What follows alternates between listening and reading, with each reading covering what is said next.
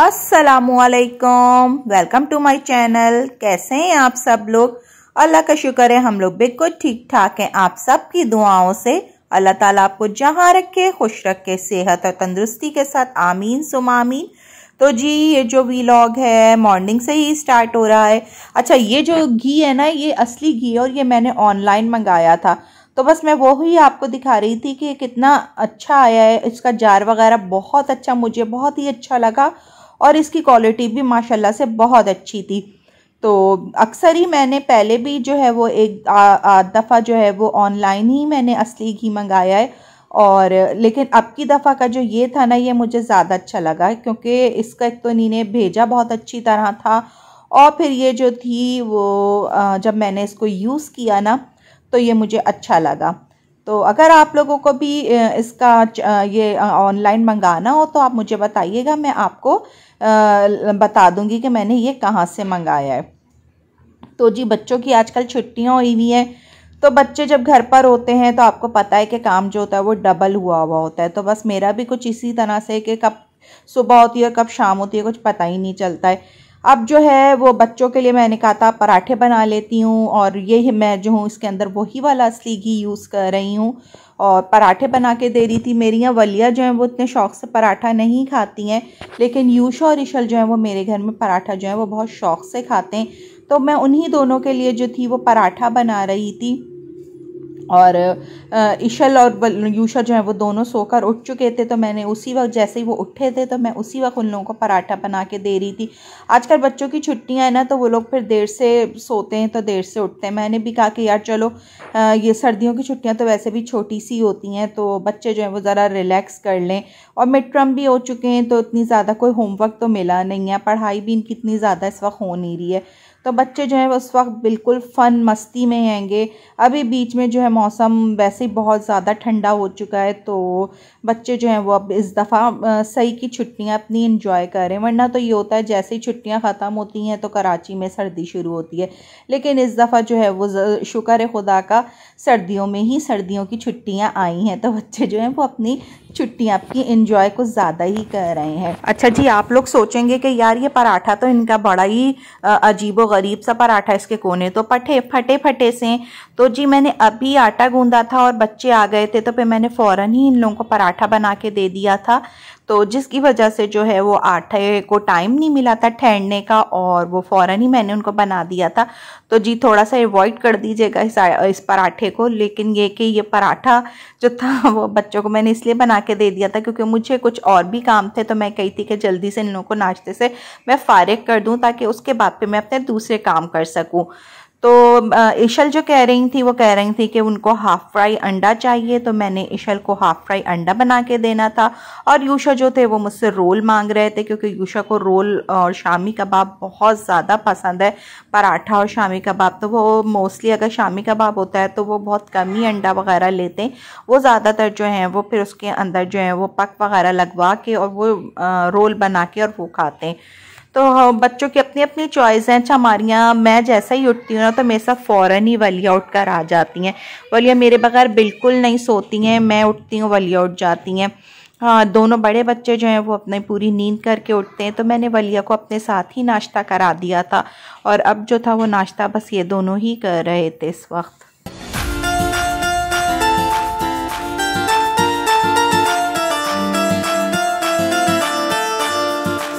ये मैंने इशल के लिए एग बना दिया था, हाफ़ फ्राई एग बनाया था।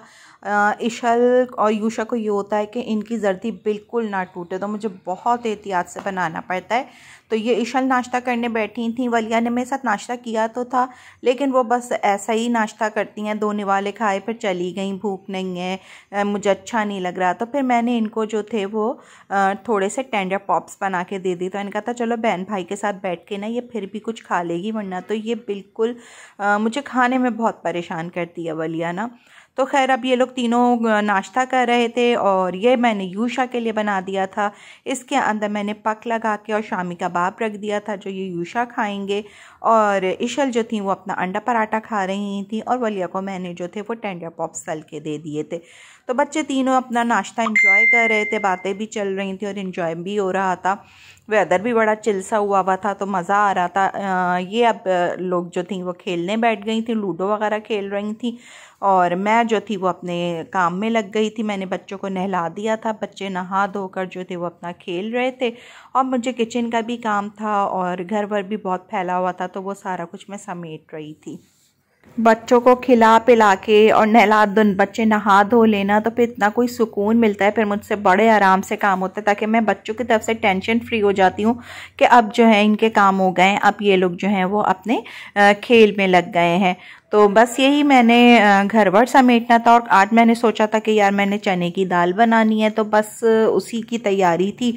दाल मैंने पहले से भिगो दी थी, और अब मैं जो हूँ वो बस जल्दी जल्दी घर समेट के, किचन समेट के उसके बाद फिर खाना चढ़ाऊँगी। नाश्ता इन लोगों ने अच्छा कर लिया था तो फ़ौरन तो इनको भूख लगनी नहीं थी, इसलिए मैं भी ज़रा टेंशन फ्री होकर अपने काम निपटा रही थी, वरना फिर ये होता है कि पहले मैं कुकिंग करती हूँ, उसके बाद फिर मैं दूसरे काम निपटाती हूँ। मेरी जो मेड है वो दोपहर में 2 बजे तक आती है, तो मेरी कोशिश यही होती है कि मैं अपने सारे काम निपटा लूँ, ताकि जब वो आए तो साफ़ सफाई सही से हो जाए। तो बस यही मेरी कोशिश थी कि मैं जल्दी जल्दी अपने काम निपटा लूँ, और उसके बाद फिर जो है वो मेड जब आए तो फिर घर पूरा साफ़ हो जाए।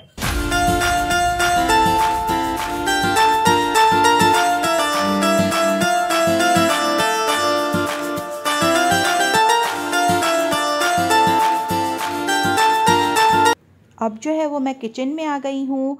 जिस वक्त मैं बच्चों को नाश्ता बना के दे रही थी ना, उसी वक्त मैंने जो थी वो तकरीबन 1.5 पाव के करीब अपनी जो दाल थी ना वो मैंने भिगो दी थी, जिसको भीगे हुए अब 1 से 1.5 घंटा हो चुका है। दाल अच्छी तरह से भीग चुकी है। एक पतीली के अंदर मैंने वो दाल डाल के और मैंने इसको चढ़ा देना है, और मैंने दाल को अच्छी तरह से ऐसा पकाना है कि दाल मेरी खड़ी रहेगी लेकिन गल गई होगी। तो आपने यही करना है कि दाल आपकी पूरी खड़ी रहे, इसलिए कि अगर दाल आपकी ज़रा से भी पिचक गई ना तो फिर आपका जो है ना वो खाने में मज़ा नहीं आने वाला। तो जी ये 2 प्याज़ें मैंने ले ली हैं, इनको मैंने बारीक काट लिया है। 2 टमाटर ले लिए, इनको भी मैंने बारीक काट लिया है। अब मैं जो हूँ वो अपना खाना चढ़ाऊँगी। दाल मेरी अलग बन रही है। दाल में मैंने बहुत ज़्यादा पानी नहीं डाला, इतना पानी डाला है जितने में वो गल जाएगी, क्योंकि दाल आपकी जल्दी गलेगी, आपकी भीगी हुई दाल है। अब मैंने ये जी कुछ मसाले लिए हैं। मैंने ज़ीरा लिया है, पिसी मिर्च का कुटी मिर्च ली है, काली मिर्च साबुत ली है, कड़ी पत्ता तेज़ पत्ता लिया है, लौंग लिया है, दालचीनी ली थी, हल्दी लिया था, नमक आपका अकॉर्डिंग टू टेस्ट होगा। इसके अंदर ऑयल डालना है, मैंने कढ़ाई के अंदर ऑयल डालना है। ऑयल जब हो जाएगा तो फिर मैं इसके अंदर जो है वो अपनी प्याज डाल दूंगी। दूसरी तरफ देखें जी मेरी दाल हो रही है, खुली पका रही हूँ इसलिए कि मुझे इसको जो है वो मैश नहीं करना है, कि मैं इसको घोटूंगी नहीं, तो इस वजह से मैं दाल को खुला ही पका रही हूँ। इसके अंदर मैंने जो है वो प्याज डाल दी है। जब प्याज का रंग चेंज हो जाएगा तो फिर मैं इसके अंदर दूसरी चीज़ें डालूँगी। दूसरी चीज़ों में मैं इसके अंदर लहसुन अदरक का पेस्ट भी शामिल करूँगी, जो कि मैंने आपको अभी दिखाया नहीं है, लेकिन बड़े मज़े की बनती है। और इस स्टाइल से ये बिल्कुल ऐसी बनती है जैसे बाज़ार का टेस्ट आ रहा हो। इसके अंदर मैंने जो है ना वो अपना ना चिकन का क्यूब भी डाला था। अगर आप लोगों को डालना हो ना चिकन क्यूब तो वो भी आप डालिएगा, बड़ा अच्छा उससे ना फ्लेवर आ जाता है इसके अंदर। तो जी ये मेरी प्याज जो है वो हो रही है। अच्छा आजकल जो सर्दी की वजह से ना आँच थोड़ी सी आपकी ना कम आ रही है। देखिए प्याज दाल देखिए मेरी बिल्कुल हो गई है। मैंने चूल्हा उसका फ्लेम ऑफ कर दिया है। हमारे यहाँ ख़त्म नहीं होती है, लेकिन हमारे यहाँ दोपहर में हल्की हो जाती है, तो इसी वजह से जो था वो ये टाइम ले रहा था। अच्छा इसके अंदर मैंने 3-4 जो थे ना वो अपने कड़ी पत्ते के ना वो पत्ता भी डाल दिया था। अब मैंने इसके अंदर टमाटर डाल दिए हैं। प्याज देखें मेरी बहुत ज़्यादा गोल्डन नहीं, हल्की हल्की सी गोल्डन होना शुरू हुई थी, तो मैंने इसके अंदर डाल दिया था, क्योंकि ना अगर हम इसको डार्क ब्राउन करेंगे ना तो फिर हमारी दाल का कलर अच्छा नहीं आएगा। तो इसको ना हल्का हल्का सा गोल्डन सा ही रहने देना है। मसाले इसके अंदर मैंने सारे शामिल कर दिए, एक साथ डाल दिए। लहसुन अदरक का पेस्ट भी मैं इसके अंदर अभी ही शामिल कर दूंगी। थोड़ा सा मैं पानी लूँगी, पानी में डालूँगी ताकि मैं मसालों को अच्छी तरह से भून लूँ, टमाटर मेरे गल जाएं। इस मसाले को आप जितना अच्छा भूनेंगे ना, आपका रिज़ल्ट उतना अच्छा आएगा। मैंने भी इसके अंदर जो है वो 2 दफ़ा थोड़ा थोड़ा पानी डाल के और इसको भूना है। उसके बाद फिर मैंने इसके अंदर दाल डाली थी। आप भी इसको बहुत अच्छी तरह से भून लीजिएगा, उसके बाद आप डालिएगा। जी देखें, अब मैंने इसके अंदर जो है वो लहसुन अदरक का पेस्ट ऐड कर दिया है। अब मैं इसको थोड़ा सा पानी भी डालूँगी और उसके बाद फिर मैं इसको भूनूँगी।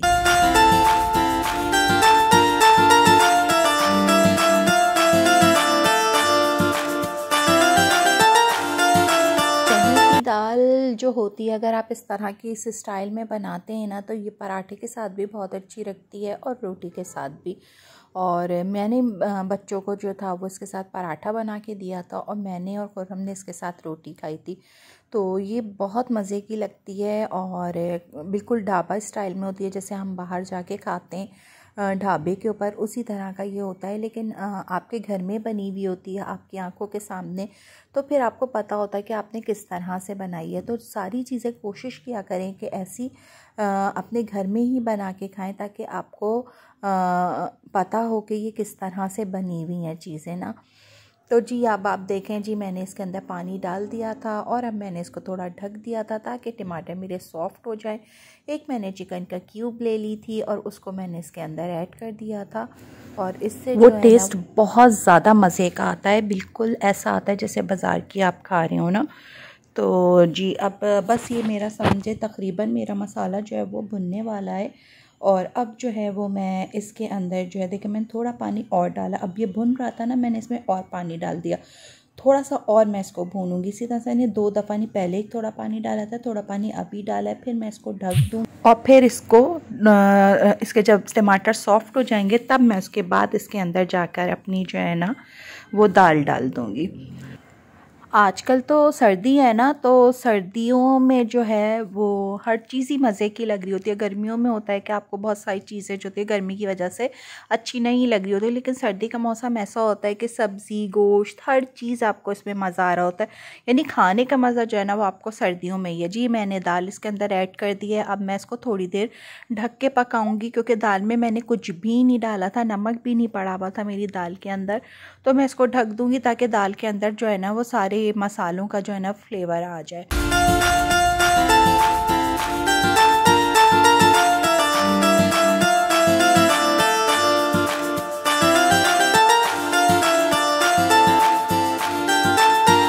दाल जब आपकी तैयार हो जाए तो आप ऊपर से हरी मिर्चें और हरा धनिया डाल दीजिएगा। थोड़ा सा गरम मसाला इस पे ऊपर डाल दीजिएगा और इसको जो है वो मिला के और फिर 5 से 10 मिनट तक दोबारा दम दे दीजिएगा, ताकि इन चीज़ों की भी जो खुशबू है वो आपके दाल के अंदर आ जाए। और बहुत मज़े की और दाल तैयार होती है। इसको यानी आप इस स्टाइल से बना के देखिएगा, मुझे बताइएगा फिर। ये देखें दाल मेरी बिल्कुल अलग अलग है। तो मैंने इसको दाल को इसीलिए पहले उबाल लिया था ताकि मेरी दाल जो है ना वो बिल्कुल अलग अलग हो, और ये इतनी अच्छी गल गई थी, बहुत मज़ेदार दाल बनी थी ना। तो जी आज की वीडियो को बस मैं यहीं पर एंड करूँगी। मेरी वीडियो अच्छी लगती है तो प्लीज़ लाइक और सब्सक्राइब और शेयर ज़रूर कर दीजिएगा। रखिएगा अपना बहुत बहुत ज़्यादा ख्याल। मुझे और मेरी फैमिली को भी अपनी दुआओं में याद रखिएगा। मिलेंगे नए व्लॉग में नई सुबह के आगाज़ के साथ। जब तक के लिए अल्लाह हाफिज़।